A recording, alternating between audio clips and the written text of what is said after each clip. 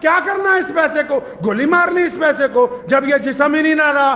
جاؤ، جو لوگ مرتے ہیں کیا ہوتا ہے جب جنازہ لے کے ہم قبرستان میں جاتے ہیں نا، آدھے لوگ اس انتظار میں ہوتے ہیں جلدی سے تدفین ہو جائے، جو اپنے دین اور مذہب اور قوم کے اپنے ملک کے کام نہ آ سکے، بس کھائے پیے سو گئے، اس کا نام زندگی ہے؟ کون کہتا ہے کہ یہ زندگی ہے؟ نبی علیہ السلام کو دیکھیں، اور ایک بات بتا دوں، دل کی تختی پہ لکھ کے لے جاؤ، رسول اللہ صلی اللہ علیہ وسلم نے جو فاقے ہوئے، رسول اللہ صلی اللہ علیہ وسلم نے جو غربت میں دن گزارے، اللہ سے اختیار تھا رسول اللہ کو، آپ نے غریبوں میں رہنا پسند کیا، ورنہ جتنی کائنات کی دولت محمد رسول اللہ کے قدموں میں آج تک نچھاور کی گئی اور قیامت تک رہے گی، کائنات میں کسی کے نہیں آ سکتی۔ پھر بھی ایک وقت کھایا، ایک وقت بھوکے رہے، فرمایا ایک وقت کھا کے اللہ کا شکر ادا کریں، ایک وقت بھوکے رہ کے صبر کریں۔ نبی علیہ السلام نے تو ترکیب بھی بڑی سونی بتائی، بڑی خوبصورت ترکیب بتائی، کسی بڑی سے بڑے سائنٹسٹ کو پوچھ لو، نبی علیہ السلام کی ترکیب کا مقابلہ نہیں۔ فرمایا معدے کے، پیٹ کے 3 حصے کر لو، پیٹ کے 3 حصے کرو، 3 حصے کرنے ہیں تو پھر کیا کرنا ہے؟ ایک حصہ کھانے سے بھر لیجئے اور ایک حصہ پانی سے بھر لیجئے اور تیسرا حصہ خالی چھوڑ دیجئے ہوا کے لیے۔ اب جس بندے نے پیٹ کے 3 حصے رکھے وہ تو ساری زندگی بیمار ہی نہیں ہو سکتا۔ اب جس نے ایک وقت میں 2.5-3 کلو شادی میں مال ہی کھا لیا، نہ تو پانی جانے کی جگہ نہ ہوا جانے کی جگہ، اب یہ بیمار نہیں ہوگا تو کیا ہونا ہے بھائی اس کا؟ میں ایک صاحب کو جانتا ہوں، وہ شاہجہاں پور میں رہتے تھے غالباً، تو ہمارے ہاں بہت مدت رہے، تو ان کے ایک عزیز نے بتایا ان کا کیا حال ہے، کہتے جی ان کا تو انتقال ہو گیا۔ بھائی کیسے ہو گیا؟ کہ ایک شادی میں گئے تھے تو کباب بڑے پسند آئے، تو بیٹھے اطمینان سے کھاتے رہے 1-1.5 گھنٹہ کباب، اتنے زیادہ کھا لیے کہ سانس ہی۔ ہم لوگ کس انداز سے کھا رہے ہیں؟ کوئی پرواہ نہیں۔ اپنے گھر میں نبی علیہ السلام نے کن چیزوں کے لیے کہا کیا پیو کیا کھاؤ، اس ملک کے حکمرانوں کو بھی کہنا چاہتا ہوں، اور جتنے لوگ گلی محلوں میں پھر رہے ہیں وہ بھی سنو۔ ملک میں ہم جتنے قانون بناتے ہیں، چاہے وہ مذہب کے نام پر ہوں، چاہے دستور کے نام پہ ہو، چاہے عمارتوں کے نام پہ ہو، سب سے بڑا جو قانون ہونا چاہیے وہ یہ ہونا چاہیے کہ اگر کوئی کھانے پینے میں ملاوٹ کر کے بیچے گا تو اسے پھانسی دی جائے گی، کیونکہ ان ملاوٹ خوروں نے پورے کے پورے ملک کو بیماری کی طرف دھکیل دیا۔ اگر ملاوٹ بند نہیں ہوگی تو بیماری سے رک نہیں سکتے ہیں۔ یہ جتنے بڑے بڑے ملٹی نیشنل کمپنیوں کے مالک ہیں نا، چاہے وہ کسی مذہب سے تعلق رکھتے ہوں، کبھی ان کے گھر جانا، کبھی ان کے ساتھ بیٹھ کے ڈیل کرو گے، کیا کہیں گے؟ وہ آپ کو کولڈ ڈرنک نہیں پلائیں گے، وہ آپ کو بہترین نیمبو پانی پلائیں گے کہ یہ آرگینک نیمبوؤں سے بنا ہوا ہے، کیونکہ ان کو پتہ ہے کہ جو تم پی رہے ہو اس سے کینسر ہو جائے گا، جو وہ پی رہے ہیں اس کے ساتھ ان کے پیٹ کی گرمی دور ہو جائے گی۔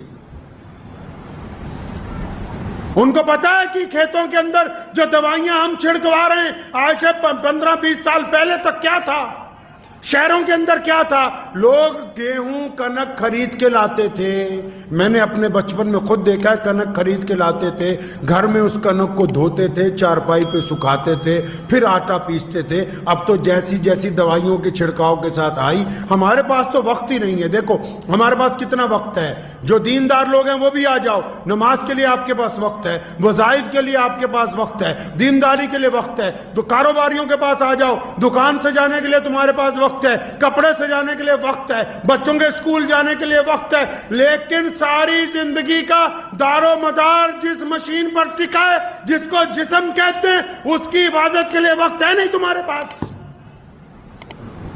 اس کی حفاظت کا کوئی انتظام نہیں۔ پیسہ کیا کرنا ہے اس پیسے کو؟ گولی مارنی اس پیسے کو جب یہ جسم ہی نہیں نہ رہا۔ جاؤ، جو لوگ مرتے ہیں کیا ہوتا ہے جب جنازہ لے کے ہم قبرستان میں جاتے ہیں نا، آدھے لوگ اس انتظار میں ہوتے ہیں جلدی سے تدفین ہو جائے، آدھے واٹس ایپ پہ ہوتے ہیں آدھے کمنٹ کر رہے ہوتے ہیں اور جیسے ہی قبرستان سے واپس آتے ہیں گھر پہ تو ہمارے رشتہ داروں کو ہمیں کس بات کی فکر ہوتی کہ جتنے لوگ آئیں ان کو کھانا کھلاؤ بھائی، اور پھر ان کو کھانا کھلانے کے اندر لگ جاتے ہیں. کھانا کھا کے رشتہ دار الحمدللہ کہہ کے اپنے گھر، آپ الحمدللہ کہہ کے اپنے گھر. وہ بندہ جو ساری زندگی ان کے لیے مرتا رہا، جس نے ان کے لیے ٹھگیاں ماری، جس نے اپنی اولاد کے لیے لوگوں سے بے ایمانی کی، جس نے 4 پیسے جمع کرنے کے لیے دھوپ میں کام کیا، جو ساری زندگی مزدوریاں کرتا رہا، جو رزق حلال بھی کما کے اپنے گھر والوں کو لا کر دیتا رہا، 2 4 5 6 7 دن بعد پھر اب کوئی اس کا ذکر نہیں کرتا. اس کی سیٹ پر اب کوئی اور بیٹھتا ہے، اس کی جگہ اب کوئی اور ہنسی مذاق کرتا ہے، اب اس کی گاڑی کوئی اور چلاتا ہے. کس چکر میں لگے ہوئے؟ جو مشین اللہ نے تمہیں دی ہے، کیا کبھی اس کے بارے میں سوچا بھی اس کا کرنا کیا ہے؟ یہ کس انداز سے چلانی؟ نبی علیہ السلام نے حکم فرمایا. سونے نبی علیہ السلام کیا کرتے تھے جی؟ پیارے نبی صلی اللہ علیہ وسلم موٹا اناج کھاتے تھے. کون سا اناج؟ موٹا اناج.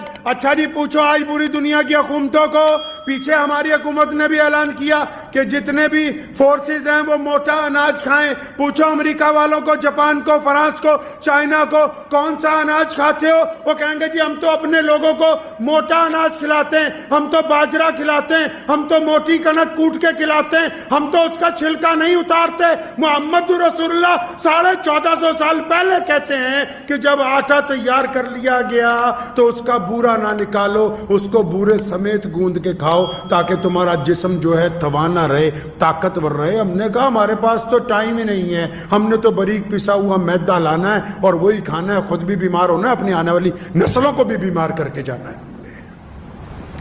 ہم تو بیمار جانوروں کا گوشت کھانے کے لیے تیار ہیں، چاہے وہ جتنا سستا مل جائے. ہمیں تو ہر تقریب کے اندر یہ طے ہی نہیں کرنا کہ یہ باورچی نے تیل کون سا ڈالا ہے، یہ موبلائل ڈال کے بنا دیا، سرسوں کا تیل ڈال کے بنایا، کیا اس نے ریفائنڈ ڈال کے بنا دیا، کیا یہ کوڑا کرکٹ کھلا رہا ہے. اس بات کی تو پرواہ نہیں ہے. بس 1000 بندے کھا گئے جی، 1500 کھا گئے جی، بس ان میں سے کئیوں کے جنازے اٹھ جائیں گے، تمہیں تو پتہ بھی نہیں لگے گا کہ کتنوں کے ساتھ کیا کر دیا ہم نے. کر کیا رہے ہیں؟ اس مشین کے ساتھ دھوکہ جس کے اوپر دار و مدار ہے، جس کے ساتھ جنت اور سزا اور جڑی ہوئی ہے، ساتھ میں جزا اور سزا ساتھ میں جڑی. اس مشین کے ساتھ دھوکہ جس کے ساتھ بچوں کا مستقبل، بیوی کا سواد جڑا ہے، جس کے ساتھ یاروں کی دوستیاں جڑی ہوئی، جس کے ساتھ مسلوں کی رونق جڑی ہوئی، اس کے ساتھ بے ایمانی. مزے سے جا کے لکھ لو. کچھ لوگ ناراض نہ ہونا، جس شہر میں جتنی زیادہ بیکریاں ہوں گی اتنے زیادہ اسپتال ہوں گے. ورلڈ کا انڈیکس اٹھا کے دیکھ لو، انڈیکس اٹھا کے دیکھ لو پوری دنیا کا. ایسے ملک ہیں دنیا میں جن کے ہاں بیکنگ نہیں ہے اور ان کے ہاں کوئی ہارٹ کا پیشنٹ نہیں، کوئی کینسر کا پیشنٹ نہیں. کیوں؟ محمد رسول اللہ نے ساری زندگی سے صرف ایک موقع پہ جب مکہ فتح ہوا اپنی بہن کے گھر رات کو پہنچے، اس دن باسی روٹی کھائی، کچھ نہیں تھا گھر میں. ساری زندگی رسول اللہ صلی اللہ علیہ وسلم نے باسی کھانا نہیں کھایا. جب بھی ہوا چاہے فاقہ ہوا، اور جب کھانا آیا تو تازہ بنوا کے رسول اللہ نے تازہ کھایا. ہم نے تو باسی کھانے سے اپنے فریج بھرے ہوئے ہیں کہ جب بھی کھانا ہے تو یہ بیماری والا ہی کھانا ہے، کوئی اور نہیں کھانا ہے. سوچیں، اللہ کے نبی صلی اللہ علیہ وسلم نے کوئی راستہ ایسا نہیں چھوڑا ہے جس میں انسانوں کی رہنمائی نہ کی ہو. پیارے نبی علیہ السلام نے کوئی طریقہ ایسا نہیں چھوڑا ہے جس میں بندے کو جینے کا ڈھنگ نہ بتایا ہو. کبھی سوچا ہے بیٹھ کے نہیں جی کھانے کے بعد ذرا حلوہ ہونا چاہیے، اسی اپنا کوئی بنا لیا، پاویں 2 کلو کھا لو، مر جاؤ حلوہ کھا کھا کے، لیکن کھانے تو بعد حلوہ ہی ہونا چاہیے جی.